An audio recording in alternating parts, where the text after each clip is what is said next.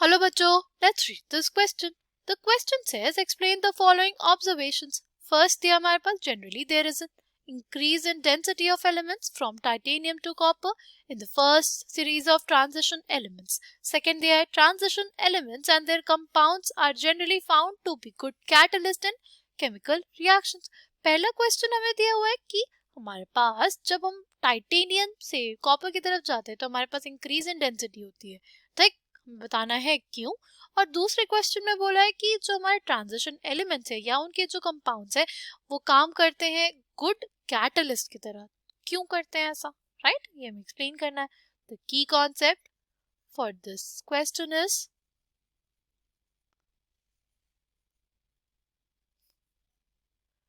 properties of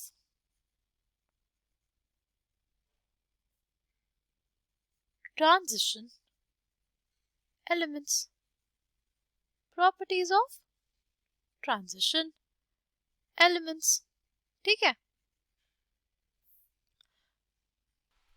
अगर हम लोग देखें कि हमारे पास डेंसिटी क्या होती है, कि डेंसिटी के बारे में पूछा है, तो density is basically equals to mass by volume, right? और वॉल्यूम क्या लिख सकते हैं हम लोग? वॉल्यूम को हम लोग लिख सकते हैं 4/3 पाई आर क्यूब।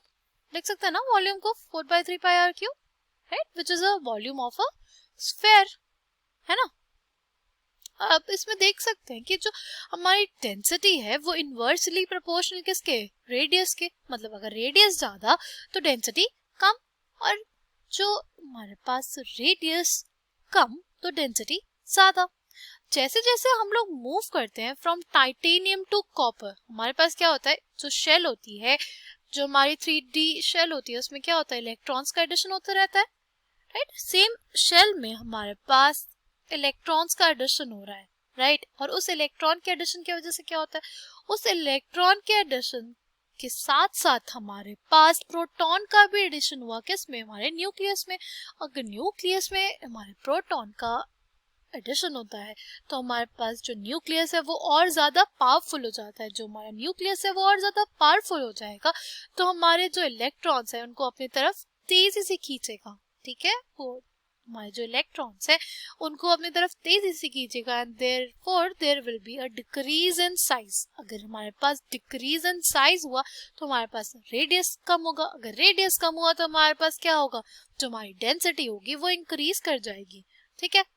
अगर हम लोग को लिखना हो कि why there is an increase in density of elements from titanium to copper, उसका रीजन हमारे पास क्या हो जाएगा? उसका रीजन हमारे पास हो जाएगा कि there is a successive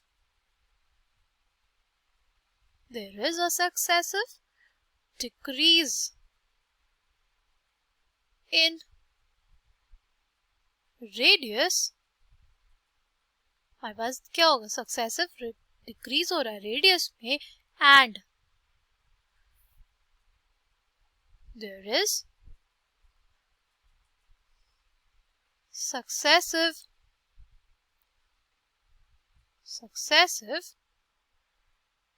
increase in mass, क्योंकि हमारे पास क्या हो रहा है, इलेक्ट्रॉन और प्रोटॉन का एडिशन हो रहा है ना। तो हमारे पास ये दोनों फैक्टर्स ही क्या करते हैं, रिस्पॉन्सिबल होते हैं हमारे इंक्रीज इन डेंसिटी के लिए, and thus there is increase in density, there is increase in density, ठीक? नेक्स्ट पार्ट क्या है क्वेश्चन का? नेक्स्ट है हमारे पास कि जो ट्रांजिशन एलिमेंट्स और उनके कंपाउंड्स है वो क्या है, गुड कैटलिस्ट है, राइट? ऐसा इसलिए बिकॉज जो ट्रांजिशन एलिमेंट्स होते हैं, जो हमारे पास ट्रांजिशन एलिमेंट्स होते हैं, they can show variable oxidation states.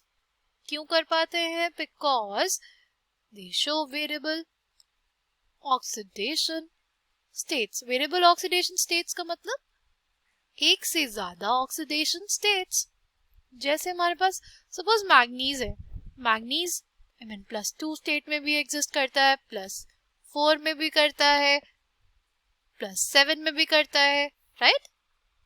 It shows variable oxidation state, बहुत सारी ऑक्सीडेशन स्टेट्स शो करने की टेंडेंसी होती है इनमें। और दूसरा रीजन होता है ability to form complexes. We have a good ability to form complexes. ठीक, हमारे पास ट्रांजिशन एलिमेंट्स होते हैं, उनकी वेरिएबल ऑक्सीडेशन स्टेट्स होती है और उनमें टेंडेंसी होती है टू फॉर्म कॉम्प्लेक्सेस। इसकी वजह से they act as good catalyst. ठीक, आई होप आपको ये बात समझ में आई होगी। Thank you and all the best.